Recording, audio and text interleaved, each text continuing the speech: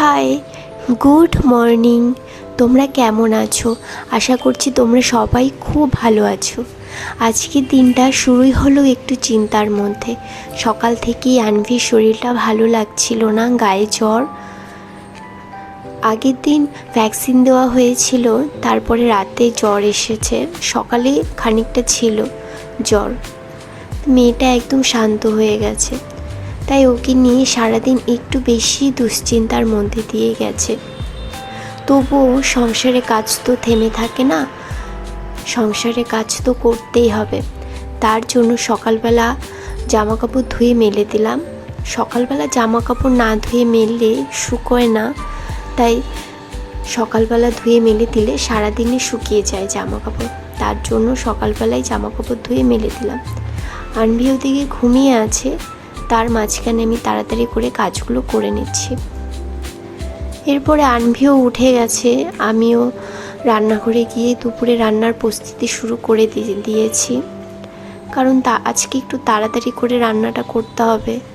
আনভির বাবা তো থাকবে না, ও কাজে যাবে, তার জন্য আমি তাড়াতাড়ি করে রান্নাবাড়িটা করে নিলে আমার মেয়ের সাথে সময়টা কাটাতে পারবো। তার জন্য তো মনটাও একদমই খারাপ। এর মাঝেই বারবার আনভির কাছে গিয়ে দেখছিলাম ও কেমন আছে।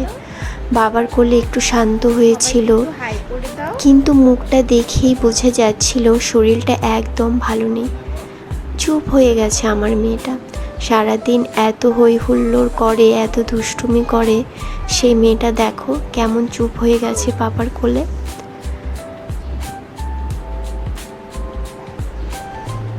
যাই হোক, কি করা যাবে, জ্বর তো আসবেই। ভ্যাকসিন দেওয়া হয়েছে, ভ্যাকসিন দিলে জ্বর আসলে জ্বর আসা নাকি ভালো সবাই বলে, তাই জানি। তারপর ওর জন্য হালকা খাবার আর ওষুধের ব্যবস্থা করলাম। ওষুধ তো সেন্টার থেকে দিয়ে দিয়েছে, রাতে খাইয়ে দিয়েছি, সকালবেলা খাইয়েছি। তো এখন খাবারটা খাইয়ে দেব, মানে খাবার বানিয়ে খাবারটা খাইয়ে দেব, তারপরে দেখছি ওষুধ খাইয়ে দেব। যদি জ্বরটা না কমে তাহলে যেতে হবে ডাক্তারের কাছে। তো আনভির জন্য আগে খিচুড়িটা বানিয়ে নিচ্ছি। খিচুড়িটা হচ্ছে প্রেসারেই বানাবো, আজকে সকাল সকাল খিচুড়িটা খাইয়ে দেব। কারণ যদি আবার ডাক্তারের কাছে যাই তাহলে এখন পেট ভরে একটু খেয়ে নিই, পরে যাওয়ার সময় কিছু হালকা কিছু খাইয়ে দেব। তার জন্য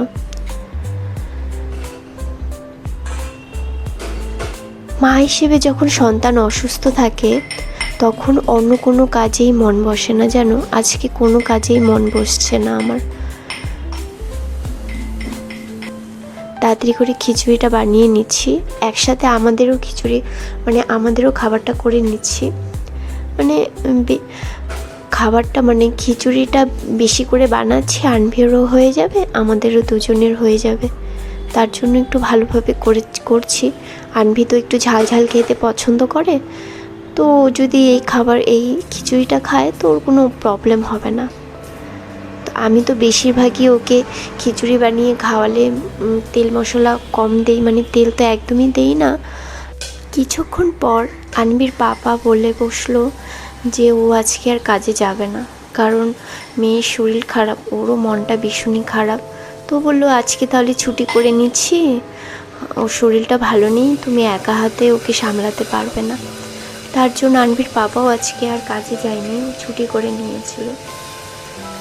তাড়াতাড়ি করে খিচুড়িটা বানিয়ে নিয়ে খেয়ে নিব, খেয়ে তারপরে দেখছি কি হয় না হয়, ডাক্তারের কাছে নিয়ে যাব। তারপরে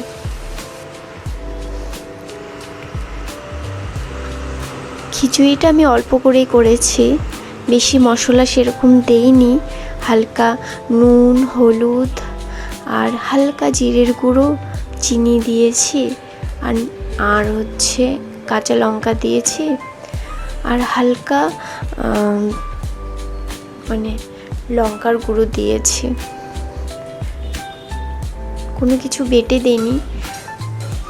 আদা দিয়েছিলাম, আদা ক্রাশ করে ম্যাশ করে দিয়েছি।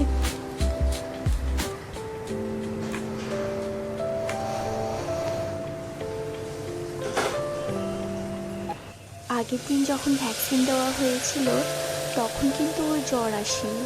জ্বর এসে হচ্ছে ভোরের দিকে, হঠাৎ করে ও যেন কেমন করছে। তো আমি তাড়াতাড়ি করে উঠে দেখছি ওর গায়ে ভীষণই জ্বর, মানে খুব শরীরটা গরম হয়ে গেছে। তো আনভির বাবাকে আমি রাতেই ডাকলাম, মানে ভোরের দিকে ডেকেছি, ডেকে বললাম যে ওর না ভীষণই জ্বর এসছে। তো আনভির বাবা একটু ওষুধ খাইয়ে দিয়েছিল, সেন্টার থেকে যে ওষুধটা দিয়েছিল তো সেই ওষুধটাই খাইয়ে দিয়েছিল। তো আনভি তখন ঘুমিয়ে পড়েছিল। তো এই কিছুক্ষণ আগে উঠলো, কিন্তু জ্বরটা হালকা আছে, বাট একদম শরীরটা একদম খারাপ হয়ে গেছে ওর।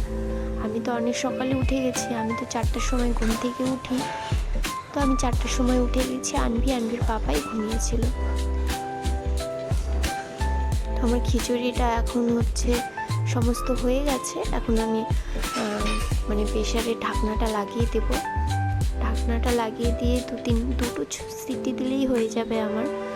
হালকা একটু কমিয়ে দিলাম গ্যাসটা।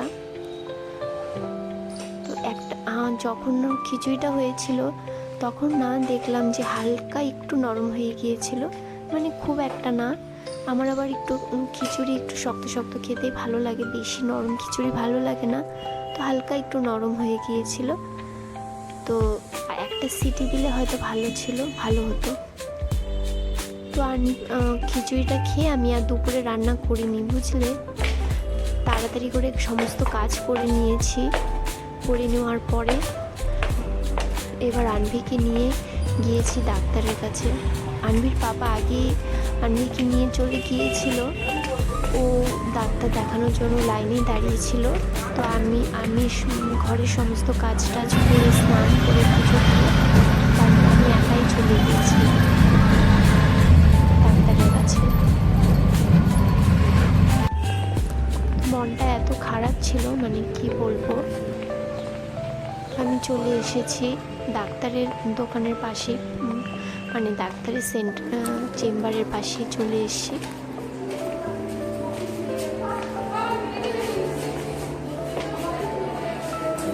মনটাও খুব খারাপ ছিল আমার, কি করব। তো গিয়ে দেখছি যে আরও কয়েকজনের পরে মানে আনভির নাম্বারে আসবে, তাই আমি একটু বসলাম, কারণ এই ঋতুর মধ্যে এত দূর থেকে আসলাম।